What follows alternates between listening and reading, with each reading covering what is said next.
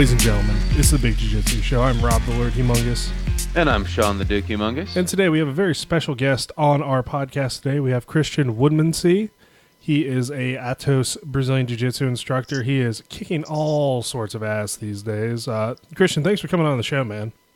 Oh, no problem. Thank you for having me. I'm totally pumped to be here. Awesome. So before we get started, how about you give us a little bit of background, and then I'm going to talk about how Shawn got a hold of you, which is another entertaining story, I guess.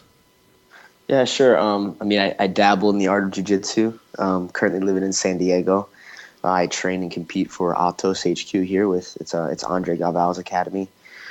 Some of the guys that I train with alongside, every day, big names like you might have heard: Michael Liera Jr., Nassar Loinab, Mike Carbolito, Keenan Cornelius, JT Torres. The list goes on and on for days. Rolando Sampson, but very fortunate to be there. I've been here for just almost 2 years, so this World's coming up will be my 2-year mark for being here.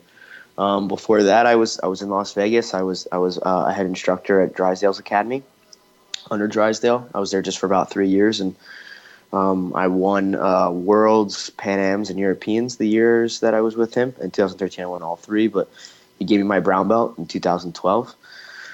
Before that, I was in Miami with Cyborg, and before that, I was back northeast in the Philadelphia area. I was a Lloyd Irvin affiliate, and that's about it. I moved away from home just about 5-6 years ago to venture off on my journey to figure out what jiu-jitsu was, and this is where I currently am, and that's about it. Everything else is just a minor detail. So you've pretty much have trained with a lot of the who's who with Brazilian jiu-jitsu these days, and yeah, when I first started doing jiu-jitsu, and I escalated through my belts quickly, and I always told myself that I needed to be with certain people to have this kind of status quo. I was very young and immature-minded, so I bounced around a lot. I went from team to team to figure out who was the best and who would be good for me to be under for my resume type thing. And as time escalated, and I was trying to find my home per se, and I got comfortable, and I matured on and off the mat as a human being, and and finally I settled down, but politics happen, and I actually had a very, very, very good situation in Las Vegas, but we just had our differences of business off the mat. So I came to Ottos, and it's a blessing that happened, because Ottos is by far the most amazing place I've ever been. So other than that, yeah, I bounced around. I learned from a lot of different people. I trained under those people specifically, but while I was there, I trained with Pavel Popovich and Wagner Rocha when I was in Miami. I trained with Lloyd. I trained with Jared Weiner. I trained with a bunch of different people, that all gave me a bunch of different information. So I'm fortunate for that, but obviously a lot of people discredit my own training, or they're not exactly a supporter of being a creonte, or however you pronounce it. But, yeah. Actually, Ottos is actually Team Creonte. Not a single person from Ottos that you see compete is from Ottos. So, it's nice to be in a home full of adopted kids, So, it's nice to be here, and I'm glad things have changed, and I'm definitely fortunate for where I am. yeah, creonte. Every time I see that word, I have no idea how to pronounce it. So I'm glad that, join the club. Yeah. I feel a little bit better about myself. So,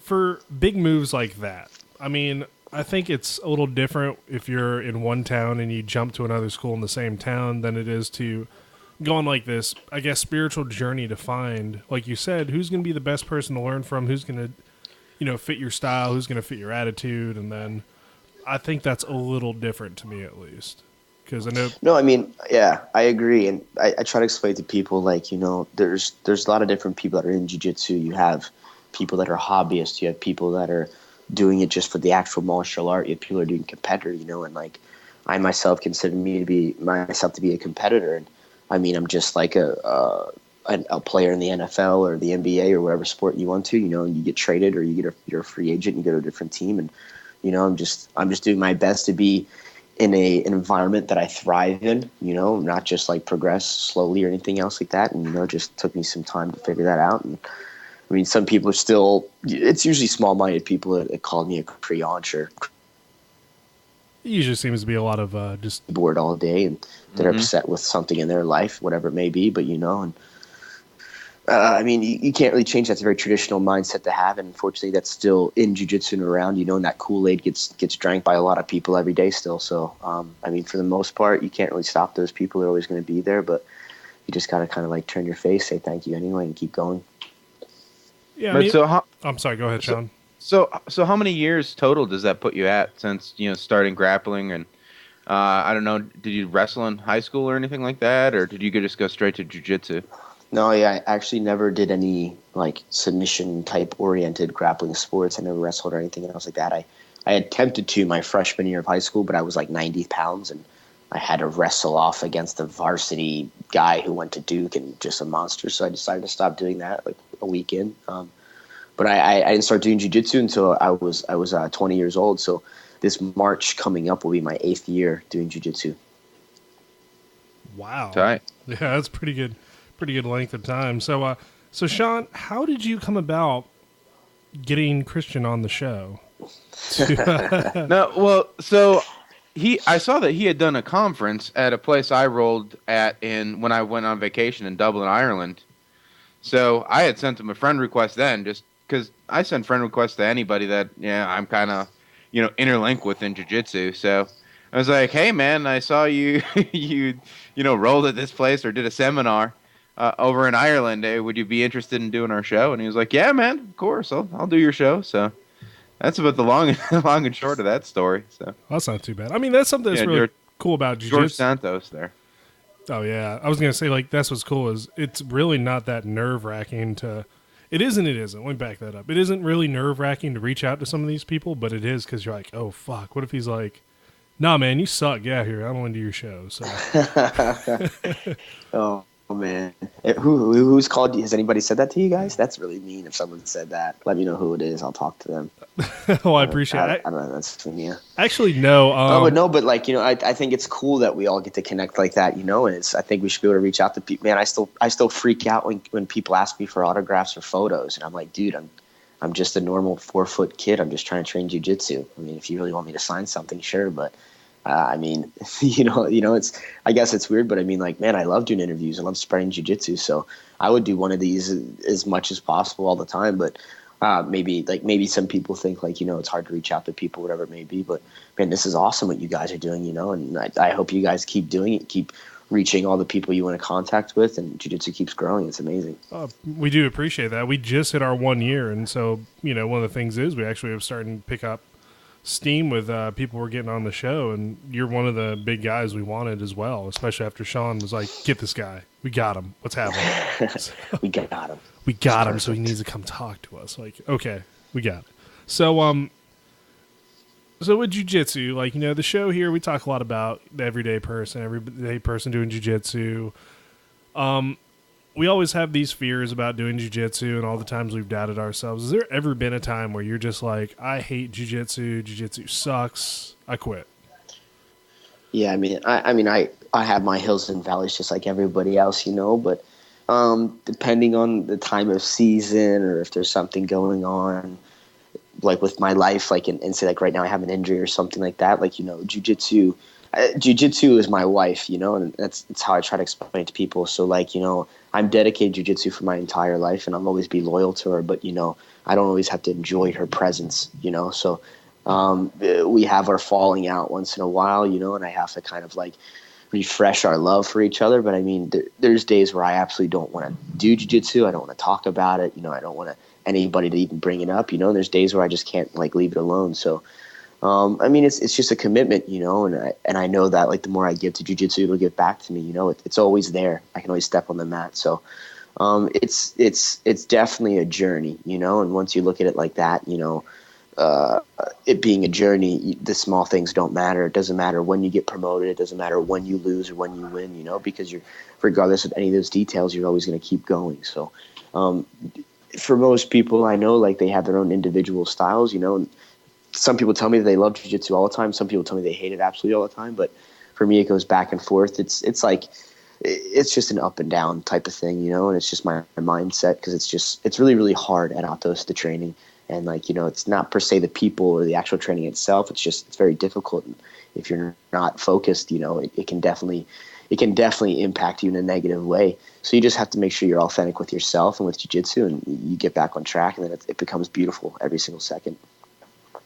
Very, very nice. Like, I've never heard of it. Man. Yeah, I that had was to very take that deep. all in right there.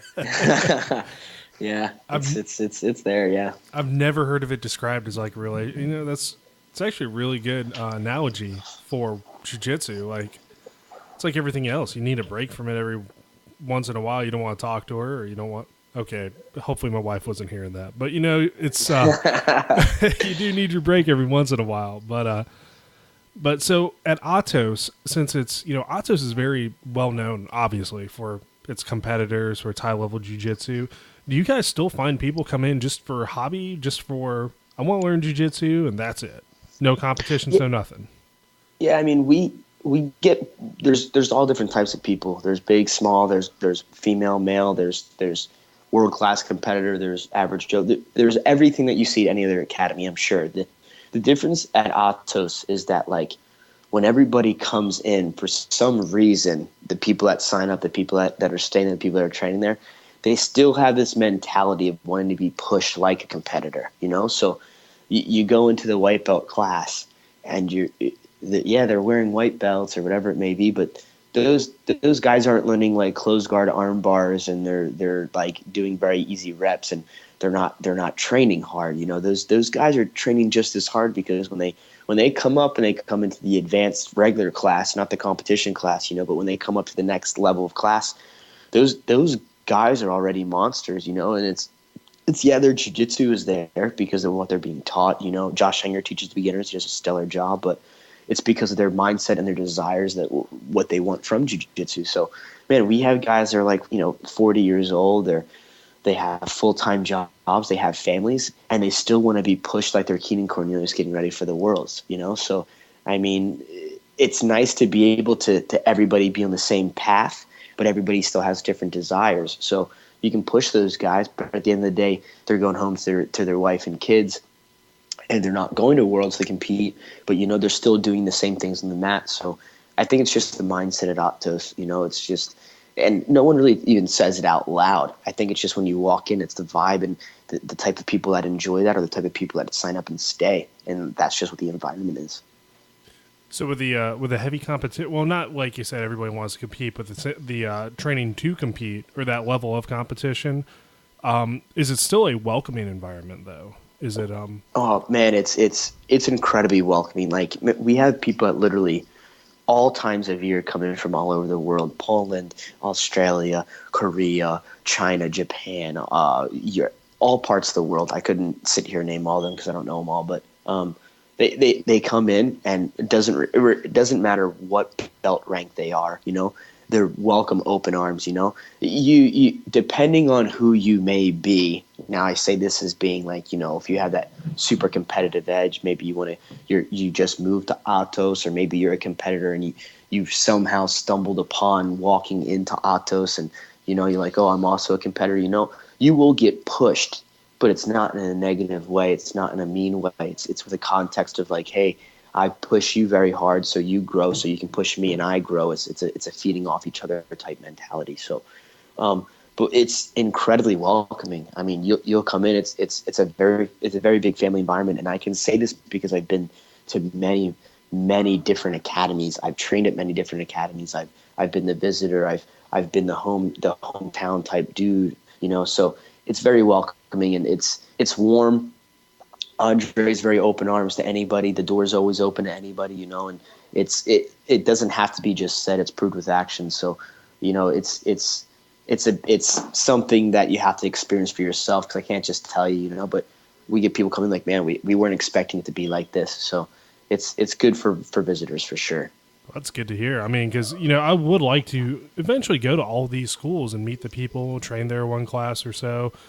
But, there are some, even for me, it's still kind of nerve-wracking to be like, oh, man, this is where daggone Keenan and Andre train, and they're going to snap my arm and throw it in the crowd and, all this other good stuff. But, no, that's really good to hear. I mean, it seems to be like, smaller schools I've been to, that they do have that welcoming feeling, but now know that there are big schools out there as well that do that.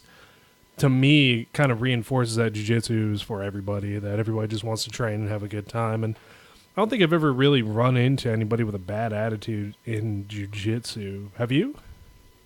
I've ran into many people with bad attitudes, but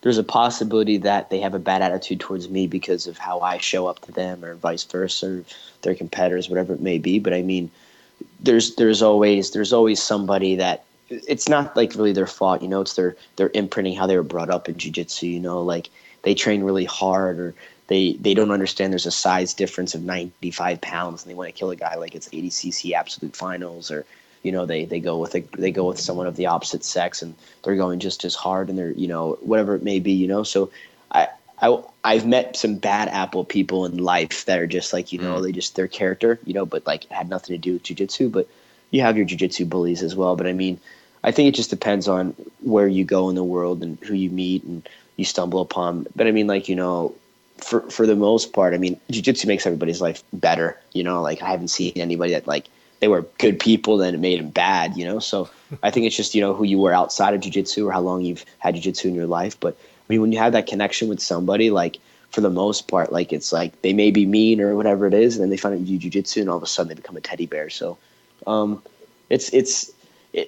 don't really have that kind of like bad character type mentality at Ottos. Maybe some believe that, wherever it may be, but it's just a very very intense environment for training, but it's still with positive energy. It's just very, very hard. Yeah, we were talking about that on the podcast a while ago, how there's this perception that I think in the jiu-jitsu community that jiu-jitsu makes everybody a better person. That there's a ton of things that can make you a better person. I think like your personality shows out in the jiu-jitsu that you do. It modifies or accentuates your personality, because I think Rob's personality, having rolled with Rob quite a bit, shows in his jiu-jitsu like how he is as a person. So I don't know if you found that as well. No, I couldn't agree more. And actually, we just had belt promotions on Friday, so 2 days ago. And Andre's really big into like verbalizing his jiu-jitsu and like his outlet looking jiu-jitsu. And he said like, and we all feel this way too, but like he put it in a different perspective, and he basically says like the same thing your personality shows in your jiu-jitsu, and life is just like jiu-jitsu. Like, you're in a bad situation, you don't turn your back and run away, you're going to get choked, so you can't do that in life, and there's people that like they tackle problems head on. Like, those are your submission guys that go for submissions from everywhere because they just want to handle the situation right away, and you have your methodical guys, your well thought out guys that are, they look at a situation, they understand the pros and cons, where to go from, and that's how they attack passing the guard or sweeping, So I highly agree that your personality shows while you train, and it's something that you sometimes realize and you don't, but it's definitely an exact understanding of who a person is, because you're not thinking, you're just being, it's pure, it's instinct, and you can't really manipulate that. So you can see someone for who they truly are. It's really amazing. And I agree with Andre a lot, and I agree with you too. So like it's perfect that actually like jiu-jitsu supplies that for people. You can see who they really are. I think that's beautiful as well. Well, Shawn didn't add that I have a really creepy personality, so it was a lot of trying to stick my hands in his pants and stuff like that. You kind of cut out there, Rob. Oh, I'm sorry. Oh, I'll back that up then. I was going to say what Shawn didn't say is that my personality is really bad. I'm like a creep on the mat. Just stick my hands in places I shouldn't go. Super creepy. Yeah. Super creepy guy. He's always sniffing things. I was like, did you just wash his At least it's still accurate. Yeah. Ooh, oh, yeah, that's good. You catch me hanging out outside awesome. The bus stop in my 68, I don't know, El Camino. I guess, is that a creepster car? I don't know. I think if you make it creepy, it's creepy. So, I mean, whatever you want. I would say a van with no windows is creepy, but, I mean, everybody has a different definition. There you go. Nice. So, you, something I did look up as well before we did the podcast, this week after Shawn said he wanted you on the show, is that you're one of the people at Ottos that goes out and does seminars. Is that correct? Yeah, I hustle and grind very hard to acquire seminars and travel and whatnot, but for the most part, everybody at Ottos, like the competitors and the instructors, they do seminars, some do more than others or less than others, depending on the time of year. But I think like out of the academy, like I'm probably top 3 of how many and how often I teach seminars. Nice. So what would you say is probably, you don't have to worry about, like, we're not going to say school or anything for visiting. Where was probably one of your favorite places to go for a seminar?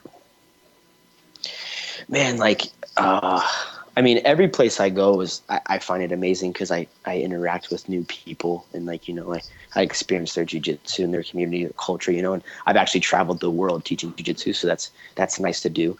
But like, it's like every place I go, some places feel more like home than others. I use that term very, very accurately. You leave Ottos, you show up somewhere and it still feels like you're supported and everybody's positive and everything like that. So, I was just in Michigan and, I went to a friend's academy in Michigan. His name's James Gray. And he's got this academy and they're actually like a no-gi school and they all have a bunch of MMA fighters. But he said, man, I want you to come in and share your knowledge. And I taught a jiu-jitsu no-gi seminar and man, like it was such a beautiful environment, and but I was just in Chicago and I was with Adam Redzovic for a week and but I've been everywhere, but I think the best place that I have been is like Rome, Italy, and I've taught there and I trained and I competed there as well. And like, it's like, it was being in a different environment, not speaking the language, and still jiu-jitsu is universal. So I don't have to speak Italian.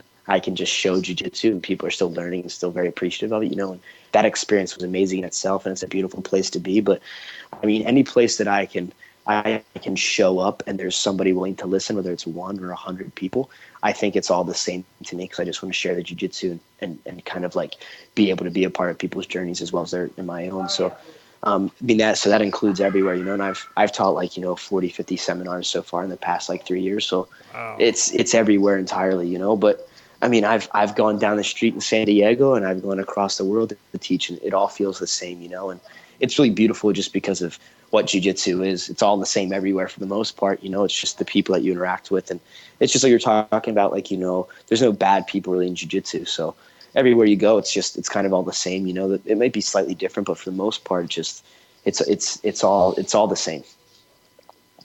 Very, very nice. Like the traveling monk type thing. I'd love to do that at some point, but you gotta pay bills. I'm not that level yet. So I have a question on the seminar stuff because I've gone to a number of seminars and a lot of times I feel like after the seminar I really don't like. It was cool to meet the person that did the seminar and they often have a lot of accolades and a good resume, but I feel like sometimes like I don't remember much or like, well, that was awesome. I got to roll with this person or whatever. But what do you do or what is your goal going into a seminar for the students? And do you have like 1 or 2 things that you want them to walk away with for their game, or what's your philosophy on that? I have a very like unique style of instructing, like in general. So it's something that like I think like it's the individual that's learning it can explain it differently each time, but like the way I teach is very like actual technique is like it's very conceptual. So like even though I show you a technique from any position you can think of, the way that I explain it, the way that I show it, and what I'm actually showing, it applies to all different positions in jiu-jitsu. So like, someone may not like playing guard, someone may like passing, someone may want to do this, blah, blah, blah. So like I make sure that when I teach and I explain it, it hits and applies to everybody, not just a specific genre person. So I really focus on that, and I make sure like way out in advance, I speak with the host and I devise if they want me to show something specifically or specific, like half guard, top, bottom, passing, whatever it may be. And then I critique and I do what I need to obviously still convey my message.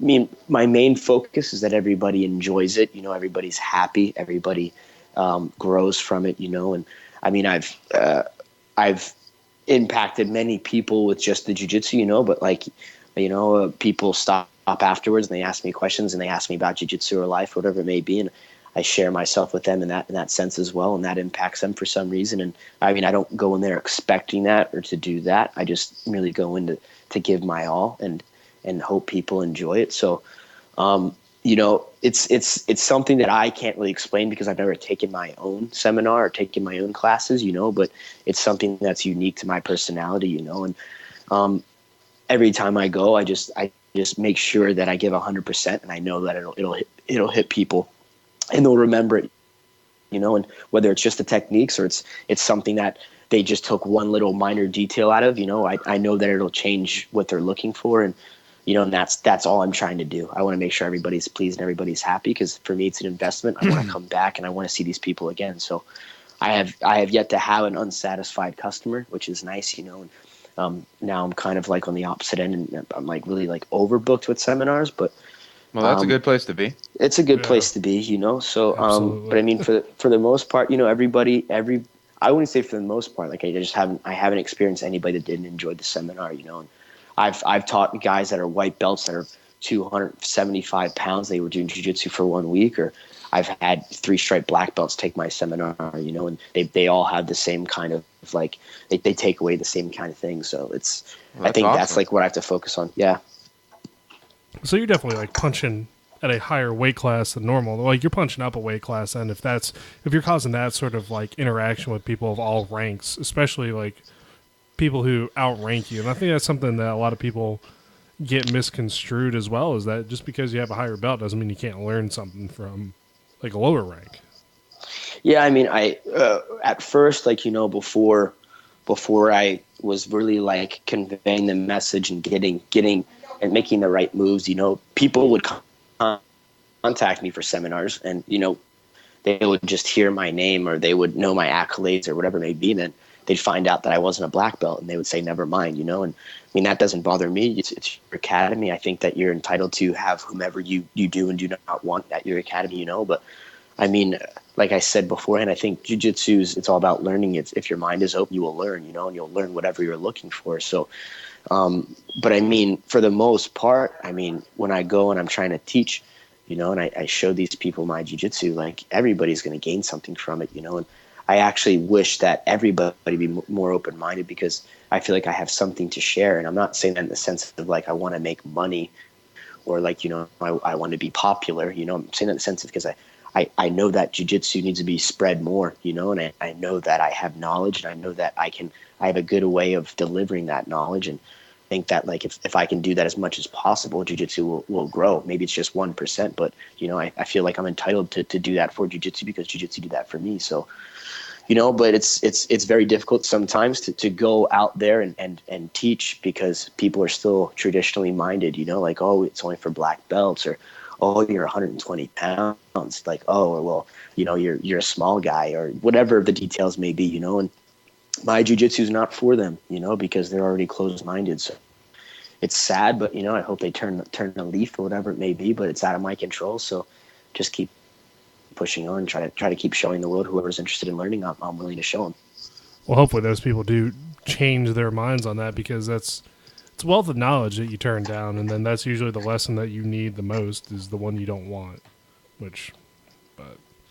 So before we wrap up this show, let's go ahead. I have like 2 more questions. Oh, my bad. You know what? Yeah. Fuck wrapping up the show. Let's keep this thing going then. Let's do it. Yeah, Shawn. If you have time, Kristian. Man, I've got nothing but time. Okay. That's what I'm talking about. We can sit here all day. Oh man. Well, my wife might come in and throw stuff at me, because it's like it's 5:30 p.m. out here already. So. Oh man. Yeah, it's Sunday. It's family day. Well, she's working, but she's gonna come home and want to spend time, and that's okay. Lock the doors. Lock the doors. Slow her down. She can take her time. That's right. I'm gonna put a chair in front of the front door, and the dog will start barking. But then I was gonna ruin the podcast. That's it. Yeah. So I'm sorry, Shawn. Go ahead. What questions you got? Yeah. So I'm kind of seeing a resurgence in this last year, and I don't know if you've clearly been working it a lot longer, but with leg locks are kind of coming back, and with some of the people I know, just from like my knowledge of the jiu-jitsu community and seeing articles and stuff, Gary Tonin and some of those people are bringing back like the heel hooks in competition, and Ryan Hall, we saw him recently. But I mean, you've been doing leg locks for a long time and are big on them, so I was wondering if you could talk about that a little bit. Yeah, I mean, I think everybody has like their niche, or how you pronounce it, in jiu-jitsu, and I mean, I've always tried to be well-rounded in jiu-jitsu, and make sure my game was very open, and I try to like get as much information as possible to to be unique in my own way of once I have all that knowledge. But I mean, I like attacking the legs. I feel like I try to do certain moves on certain people because of the body matchup, like the size difference or the strength difference, and some are more difficult to acquire and finish than others. And I find that like for me, because of I guess like my vision or my natural instincts, like leg locks just stick out to me. So I've been doing them for a while, and like I've been critiquing and changing them as we go and whatnot. But I mean, like I think it's an amazing thing. I feel like in jiu-jitsu, everybody has the same size foot. The ankle's just as weak as it is on one person as the other. So it's a lot different than trying to triangle a guy or something like that. And I mean, I do triangles, but it's just different when I do foot locks. So I mean, for the most part, I just filmed actually a DVD, but it is what it is. But I just did like a lot of leg locks, and they're all IBJJF legal. I try to stay away from teaching something that's only specific, like for like a specific genre. So I can't teach reaping and then heel hooks because that's only legal in one specific style of jiu-jitsu. I'd rather teach an ankle lock that you can do in any style of jiu-jitsu. So, but I mean, I enjoy reaping people's legs and heel hooking them, but obviously it's something I can't do every day, especially because we're like a gi-oriented school and we're IBJJF type of school. So, I mean, yeah, for the most part, that's it, So I feel like leg locks are a big equalizer. It gives me the ability to change the size difference between me and the big guy that I'm rolling with. And it sucks sometimes, trying to figure these out and putting myself in bad situations or getting killed trying to figure out this new information. But I mean, yeah, so I don't know if it's going to stay that way forever, whatever. It's always gonna be my arsenal. But right now I just feel like that's my thing at the moment. It's always been my thing, but like right now it's like really my thing. I don't know if that makes sense, but No, it does. It does make sense. I mean, it's what you want to do, and if it's your game and you want to teach it, that's the way it should be. Yeah, no, I mean, I try to teach. Well, actually, when I teach specific an open style, like conceptual jiu-jitsu, so I don't like go around. Or I don't when I'm here in San Diego, I'm not teaching just my jiu-jitsu. I teach a very well-rounded jiu-jitsu. I teach jiu-jitsu that a big guy has. I teach jiu-jitsu that a small guy has. I teach jiu-jitsu that requires technique and not strength. And I teach jiu-jitsu, for everybody. So, I mean, I do teach leg locks, like when Andre asks me to, or if it's part of the what's going on currently in our curriculum or whatnot. But I mean, for the most part, it's just kind of like it's only what I do in training, and if I film something, then it's what I do. But other than that, it's just kind of like it's only when someone asks type of thing, So that's it for now. Nice. So you competed in the Eddie Bravo Invitational, is that right? Yeah, I did. I did number. I'm not sure if it was number 2 or number 3. I think it was number 2, but I did the 135 weight class. I weighed in at 120, but I was definitely there. Ooh. A little bit of giving up a little weight there on that one. Yeah, they didn't do a 125, so it was even whatever. But they actually allowed the guys to cut weight too. So, I mean, yeah, those guys weighed in at 135, but probably at showtime, they were probably like 145 or whatever it may be. But I mean, it was fun. It was awesome. I did a good job, and I changed the rules after that one. But how do you change the rules, like for the weight class? Well, so if you watch, I only fought red. It's actually a friend of mine, Rich Ellicott. He lives in San Diego, the San Diego area. But I fought him, and if you watch the fight, like I kind of just am like a whirling dervish. I just do random stuff. I'm just trying to have fun and entertain the crowd. But at one point in time, I get a triangle with an arm bar, and he stands up, and my head comes off the mat. And during that Eddie Bravo Invitational, the rules specifically stated that if you have an opponent in a submission and they stand up and you actually are off the mat, the fight stops. They restart you standing.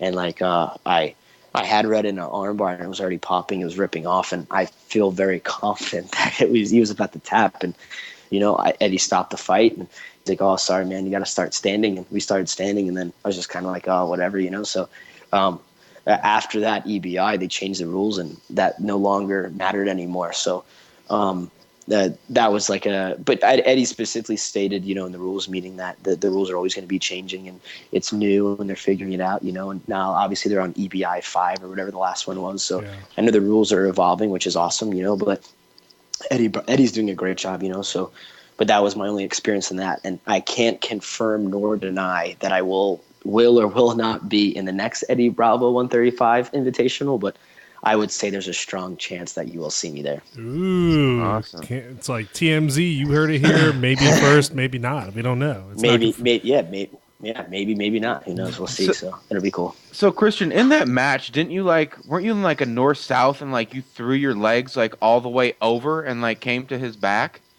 Yeah, so there was no. What is that? What is that move called? And can you come to Arizona and teach me how to do that? I don't have a specific name for it. I've heard other people do it, like whatever it may be, and I've always just kind of like done it, my jiu-jitsu, especially when I was in my younger belts, was very like defensive oriented. Like I couldn't stop from people passing my guard, and I couldn't stop them from putting me in side control. So I developed what to do after I was already there. So that was like one of the moves that I started doing a lot. And we can make up a name now as a group if we would like to. I have no mind naming it. But man, I would be more than happy to come out to Arizona or anywhere else to teach. Like, you just let me know, send me a message, tell me where or when to be, and I'll be there. But so like Red was very hesitant to give me his legs, and he kept keeping them back, and I feel like he didn't want to engage me too much. And he's more of an MMA fighter, and he's very strong. He's actually a Pan Am world champion in IBJJF as well. He's a monster, really, really good kid. But I just couldn't get him to like loosen up and like, hey, let's play this game, So I started to, manipulate a little bit and see like, okay, I'll give him better position so he feels more comfortable, and I kind of led him into my lion's den per se, and I let him pass my guard, and he went north-south, and he wasn't expecting it, so I just flipped my legs over, took his back, he tried to pull his arm out, I went triangle arm bar, and then he stood up. But it's something that like, actually if you listen to the video, or if you watch the fight, you'll hear his corners say, watch out, he's going to bring his legs up. They already knew. So it's just I made him feel comfortable while doing something that maybe he already knew I was going to do. Dude, we could call it the Spidey. It looks like something Spider-Man. Spidey? Yeah, it looks like something Spider-Man would do. We call that the I like Spidey. that move. Okay, from now on, that's what it'll be. It'll be called the Spidey. And I try that on some of the white belts and young girls, and I'm starting to get it.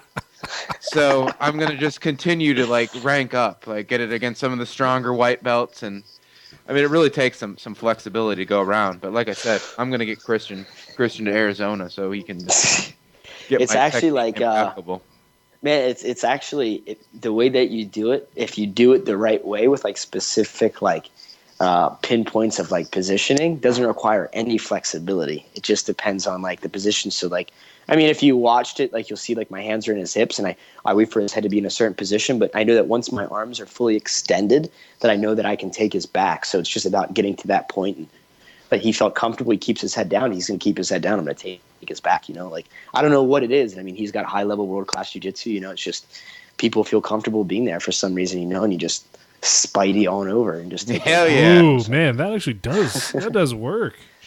But it does work. It sounds nice. It does. It fits it, and god dang, man, we accomplished something in jiu-jitsu today, boys.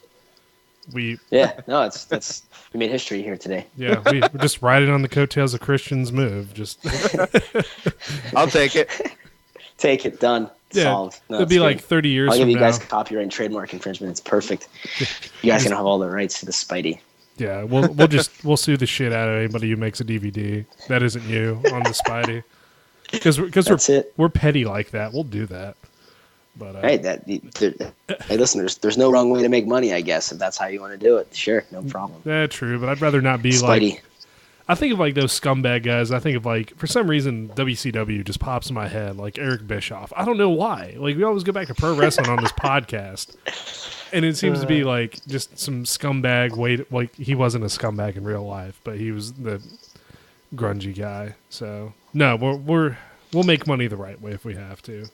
Well, no, we can set it up. Like you figure out who did the move, and they use the word Spidey, and then like all three of us will go somewhere where the camera will show up at their academy and be like, hey man, this is our move. We named this. We can make money other than suing people. Just make a fun little thing, show up, and maybe there's a Gracie challenge of some sort. And then we just Spidey off or something. I don't know. Have a Spidey off. All right. Hey, you're the Spidey guy. off. You guys want to do YouTube videos on how to do the Spidey, but we got the original guy who does the Spidey here. So let's see who does the There we Spidey go. better. Best Exactly. out of 10. We'll try to Spidey each other at the same time. Maybe I don't know if that'll work. But yeah. Sweep the leg, Spidey on over. There you go. There you go. That's perfect. Oh But- man. No, I think it's a viable business option, but it'd take a lot of money to go traveling around challenging people. So probably need to start some illicit drug trade or something so I could fund this. I feel confident that we could market it to the right people. We get some investors in on this, So, let me make a few phone calls and we'll take it from there. That's cool. I'll get some shirts printed up, and it's pretty legit. Yeah, there we go. So Sell shirts and fundraise. That's good. That's right. I gotta go. We have a GoFundMe, so we just go around the world and Spidey challenging everybody. And Man, that's beautiful. yeah, That's $1 million idea. isn't it? I like that. Yeah, Oh, for sure. it's, For sure. It's just a big excuse to go around the world and have vacations and Spidey people. That's it. Yeah, the wife will understand. Oh, Don't totally. worry. Oh, she's already like, you want to add another day to teach? I'm like, yes, baby, I do. Yes, I do. And she's She like- can come too. Oh, She'll that's enjoy actually, it. that's true. She'd be our secretary or something, so I don't get divorced in the process of doing Spidey challenges. Perfect. Yeah. So, before we head out, now that I'm really going to do this, instead of like showing my ass and Shawn shuts me down, what is probably, and you don't have to answer it, you don't have to give like the worst, but is there anywhere at any point in time during your career you've had either the funniest or the most embarrassing moments in your jiu-jitsu career? Oh man. It doesn't have to be like competitive. It can be training. It can be anything. Anything whatsoever. Oh man, actually, yeah. So it actually wasn't too long after I moved here to Ottos in San Diego. So I was training. We were doing comp class training, so it was only the pro guys, the major HQ guys. So obviously I'm the littlest one in the room, as always. But I was training at the time with Josh Hinger. He's actually a good friend of mine, black belt. He's a monster. He was also in the EBI, like just really good guy, very, very good jiu-jitsu. So Josh doesn't really give me an inch at all. Josh goes very, very hard with me, and I sometimes enjoy this for what it is, and I sometimes hate it. But we were training. I feel like I was in a really good position. I had really good grips, and Josh is somewhat of like a Popeye type guy, very, very strong, very, very athletic, fit guy. So Josh puts me in a choke. The next thing I know, I'm kind of waking up. I don't know what's going on. It was very, very fast. I didn't get a chance to tap, but I immediately felt that once I came to, that I was urinating in my pants. Oh, God. So I started to freak out a little bit, because I'm still just I'm not really sure what's going on. I'm disoriented, and Josh is kind of saying something, but it's like blurry, and I don't know what's going on. But I'm like, man, I'm pretty sure I'm peeing my pants right now. I don't know what's going on, and I go to run off the mat, but I can't really get on top of my feet. I end up running outside. I throw up, which is weird because I thought I was peeing my pants, but now I'm throwing up. And I come back inside. I'm still kind of pulling my pants, and I'm like, man, I don't know if I peed my pants or not. I don't know if I started getting really uncomfortable. Right. And Josh is just laughing at me at this point in time, and I come to realize that obviously I didn't pee my pants. Josh obviously just put me to sleep, and it took a while, but I find out that actually after I peed my pants that I'm just unconscious and people are just kind of laughing at me, whatever it may be. But it wasn't so much embarrassing. It just, I felt very uncomfortable. It's something that I don't really enjoy, and I mean, that's one, I think, of the top, bad experience. I mean, I've had bad experiences, with competing and being penalized for things and whatnot, and being a bad sportsmanship, whatever it may be. But I mean, I think that for the most part, it's kind of fun. I think you have to look at it in a positive way and enjoy your journey, whatever it may be. But I don't think I have any good stories with that. I mean, I probably do, but I can't think of them. They're just buried down there deep. But I think that's about it. Because people get put to sleep a lot, and I have not been put to sleep a lot, so it's something that I'm not used to, and I don't think I handled it very well. And now I'm very nervous and I'm insecure about being put to sleep because I'm not sure if I'm going to pee myself on the mat. So I'm trying to stay away from that now. And now I kind of tap a little bit early to certain chokes. So I've developed this insecurity now, and I think it's something that I have to work on myself, and I'll have to talk to Andre to figure it out. But I think that's about as far as it goes for bad moments. Well, that's actually not too. Well, I mean, it actually probably is really bad, but to me, the solution is just go to the bathroom before you train. But you know what? Well, that's the thing is, I did go to the bathroom, but I'm still like, man, like, and I can't put my hands in my pants or like be obvious, like, hey, I think I peed my pants. I'm trying to like, I don't know what's going on. I feel like I'm peeing my pants. I didn't have the ability to understand if I'm controlling my body or not, and I was freaking out. I had a very freaked out moment, and I didn't want anybody to laugh at me. And Josh is already making fun of me as it is because he put me to sleep, and he didn't let it go for probably about 3 months, and it was the topic of conversation always with him. And if I peed my pants, it would have been 10 times worse. So I didn't want anybody to know. Dang. Savage. Very savage. That is probably not as cool as other stories you may have heard, but I mean, I have really good stories, but I don't know if they fall into that subject. Oh no, I mean, we've all done something embarrassing. I mean, I've never done anything embarrassing in jiu-jitsu, so I mean, I can't really relate. It's yeah. Whoa, what was that? No, I'm kidding. Sorry, it was a light. Sorry. Oh, no worries. Every day for me is an embarrassment in jiu-jitsu, so. Yeah, I feel a lot better now that you said that, so I'm glad that that's the way it is for you, because now I feel better about myself. It is, like, I'm the type of guy that trips and falls during warm-up, so, like. Well, that's great, but do you play it off with a smile, or do you just kind of embrace it and you're like, yeah, that happened, or how does that work out? A little bit of both. Like, you just gotta laugh. You gotta laugh and be like, yeah, this is just me. Like, that's my whole, like, if I can do jiu-jitsu, anybody can do jiu-jitsu. That's what I thought somebody called out front rolling falls. Yeah, nobody else heard that. Nobody else heard that. No, it's just me. All right, well, no, you guys say front break fall, because I didn't roll. I don't roll when I fall. I just straight up just hit the mat and break fall. Yeah, like, just died. Jesus. This guy's a purple belt. Somebody take that shit back from him, please. Oh man, that's awesome. I would love to come and just witness that. Maybe just be like, oh, I feel like you have like a very like bright personality. Just kind of like, hey man, whatever, it's like, we're just here, it's no big deal. So it's good that you enjoy that part. There's nothing wrong with that too. So as long as you're having fun. No, definitely come to Ottos. That personality would be amazing. People will definitely enjoy it. Well, that'll be good. I won't feel so bad then. Like, hey guys, I'm here for the jiu-jitsu class. All right, shrimp and my pants fall down, but that's just another day for Rob doing jiu-jitsu. We're taking your nickname Beer and Bolo away, and we're gonna call you Piss Pants from now on. Kristian's gonna choke you so you defecate on yourself until you pee everywhere. That's so good. Oh, that's great. Can they announce that in a EBI? Be like, Kristian, the Piss Pants. Like, do you piss your pants? Yeah. Like. They can whatever we want them to say. We can put whatever story we want to on it. Sweet. Yeah. Shawn, the cuddly teddy bear. The cuddly teddy bear. So I mean, like, that's good. Have you? So like that kind of just goes. I remember having this conversation with somebody about nicknames. Like, how's a guy with 0-0 in MMA have the nickname the Knockout Artist?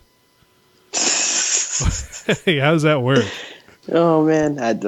Apparently during training he knocks a lot of people out, or maybe it's just like one of those things that you fake it till you make it. You put it out there in the universe, and then that's the way it is. So then you have to man up and make sure it happens, like Conor McGregor style. I don't know how that works. That's true. I've heard some really bad nicknames. I've had a few myself, so I can't really say much. But I mean, maybe it's self-proclaimed. Who knows what it was? But I guess to each their own. I don't really know how else they pulled that off. They're just like, yeah, fuck it, it sounds good. Knockout Artist, good. I mean, it'd be even worse if it was 0-0 amateur, because then obviously they've had 0 fight experience. But I mean, if it was 0-0 pro, maybe at least you'd be like, oh, he had a couple amateur fights, he knocked them all out. I don't know. Oh, that's what I was talking about with amateurs. Back in. Oh, yeah. Well, I don't know then. Maybe he plays, knock 'em, sock 'em robots or whatever, and he just constantly was winning. I don't know. Maybe I don't know how he would get it. He's a pro at Mortal Kombat. There you go. There you go. So, Tekken style. Oh, Miss Tekken. So, any sponsors, people you want to give a shout out to before we head out of here, Kristian? Sure. So, Hyperfly, Moscova, Hook Sweep, Unscared Inc., 3 Fuel, Break BJJ, KeenanOnline.com. Oh man, I'm definitely gonna forget some. I think I said Hook Sweep. I'm not sure. Strike Movement, KristianWoodmansee.com, Andre Galval, obviously, Keenan, all those guys, like, everybody in the team, Josh, Nassar, everybody, but basically just all of Ottos is the best thing to say, and then you guys, thank you very much. That's all I can only think to say. Otherwise, nobody deserves for me to say thank you to. Man, I feel warm and fuzzy on that. Thank you, Kristian. That's it. It means a lot. No problem. Awesome. So, Shawn, you got anything for our loyal listeners out there before we head out? I don't think so. Watch out for the fucking Spidey, because I'm going to get you with it. The Spidey is coming. Hey, and this is obviously, this is putting it out there in the universe now that if anybody else does the Spidey and it's seen by one or the three of us, that we're going to have problems. So make sure that doesn't take place. Huge problems. Don't even think you're safe in Europe because I'm out here. That's what there you go. I'll right. come out there. You're there. We'll go anywhere we need to. Just don't do it. Don't do it. This is your warning. This is your final warning. One and only warning, in fact. So that's it. So sorry. No worries. Once again, thanks, Kristian, for coming on the show today and talking to Shawn and I about jiu-jitsu. You find everything about us on our Facebook page, facebook.com/BigJujitsu. The Big Jiu-Jitsu webpage, bigjujitsu.com, which is undergoing maintenance. So it'll be up again tomorrow. And then our store, bigjujitsu.bigcartel.com. Get your new shirt. Looks awesome. So, once again, I'm Rob the Lord Humongous. I'm Shawn the Duke Humongous. And we'll catch you all next week.